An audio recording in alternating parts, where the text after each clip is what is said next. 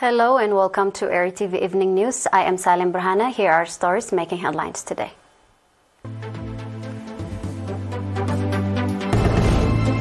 Seminar in connection with International Women's Day.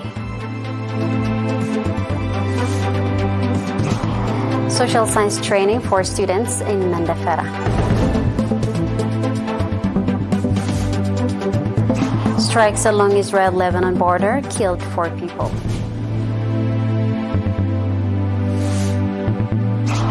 China urges Philippines to stop maritime provocation.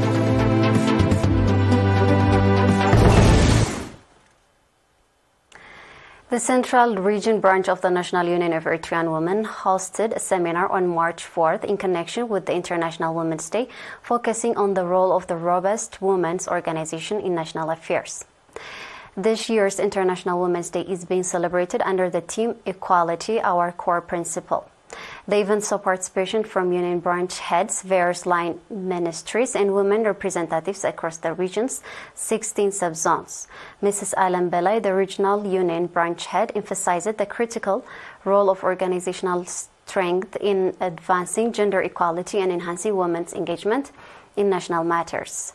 Mr. Simon Walde-Mikael, the seminar coordinator, highlighted the indispensable role of women in achieving national independence, stating national independence could not have been realized without the active participation of women. He further credited Eritrean women's significant contribution to the nation's independence in safeguarding the national sovereignty. Mr. Simon also called on women to bolster their organizational capabilities to contribute effectively to UNIN's goals.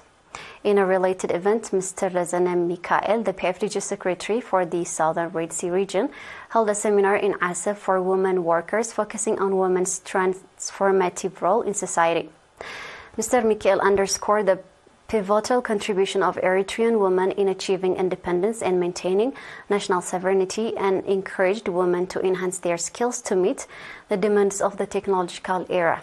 Additionally, Mr. Osman Abdul Qadir, head of the National Union of Eritrean Youth and Students in the Southern Red Sea region, engaged with young teachers, discussing the critical role of teachers in developing competent students. These events underscored the ongoing effort to empower women and teachers, highlighting their vital role in the nation's socio-political landscape. The National Union of Eritrean Youth and Students Mandafera Subzone branch conducted a social science training session for 207 outstanding students from local junior schools. The training included students from Fithi, Mandafera, and Orota junior schools, aiming to enhance their social science awareness. Mr. Saleh Mohammed Said, the head of the union's branch, emphasized the training's objective to broaden the students' understanding of social sciences. The initiative is part of the union's commitment to nurturing the intellectual growth of the youth in the subzone. Mr. Kabadom Tafari, the PFDG Secretary for the subzone, praised the union branch's effort in advancing the youth's capabilities. He urged all relevant entities to support the union's initiatives, highlighting the importance of collaborative effort in educational development. In the same vein, similar training programs were also extended to top-performing students from junior schools in Adagaul, Kudofelasi, and Shahad Dubsarat. These educational sessions are indicative of a broader strategy to invest in the youth's academic and social growth across the region.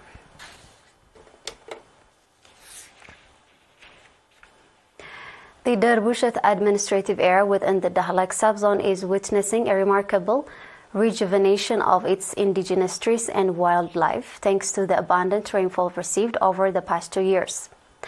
Residents have observed a significant improvement in the condition of the local ecosystem, previously threatened by adverse effects of climate change. The community in Darbushat has long upheld a commendable tradition of conserving indigenous trees, which has played a crucial role in the recovery and development of the area's natural heritage. This collective effort has ensured the thriving of the local flora and fauna, contributing to the overall health of the ecosystem.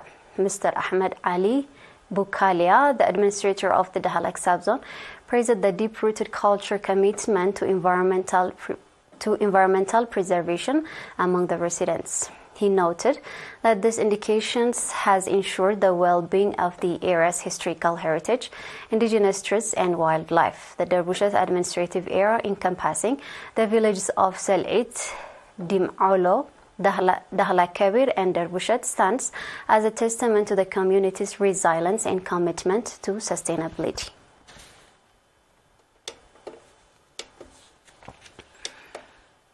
We are live on ERi-TV. Stay tuned for international news.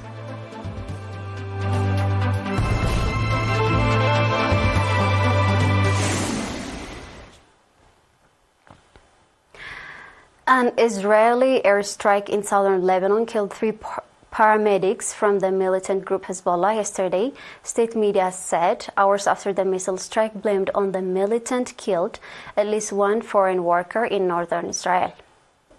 The deadly violence yesterday came as the senior U.S. envoy visited Beirut and warned that the Gaza truce wouldn't necessarily apply to conflict along the Lebanon-Israel border.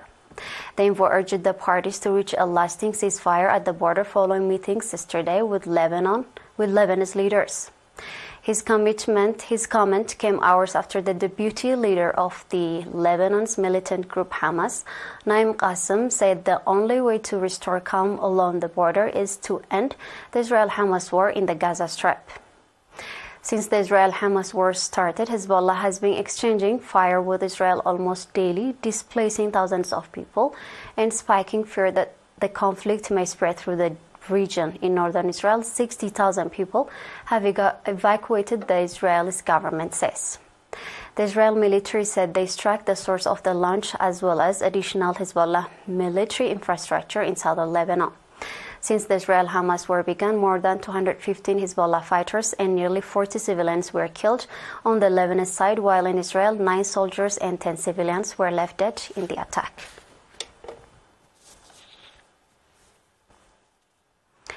China lodged serious representation to the Philippine side on its intruding vessel into the adjacent water of Eritrea and once again urged the Philippines to stop maritime infringement and provocation, Foreign Ministry spokesperson Mao Ning said today.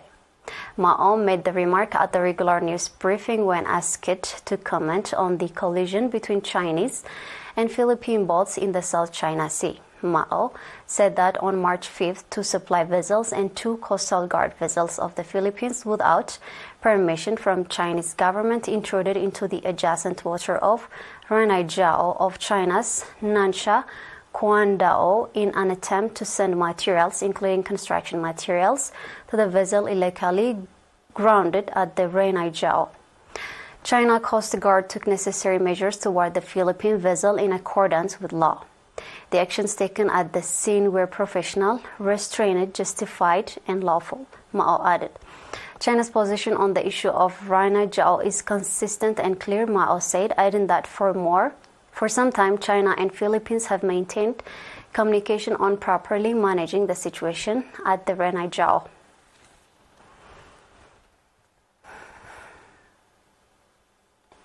Before we go, we have a quick recap of the top stars.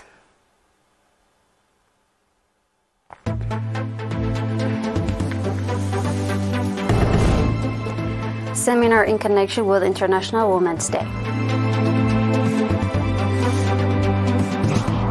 Social science training for students in Mandafera.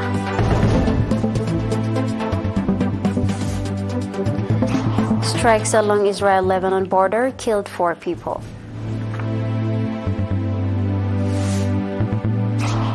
China urged Philippines to stop maritime provocation.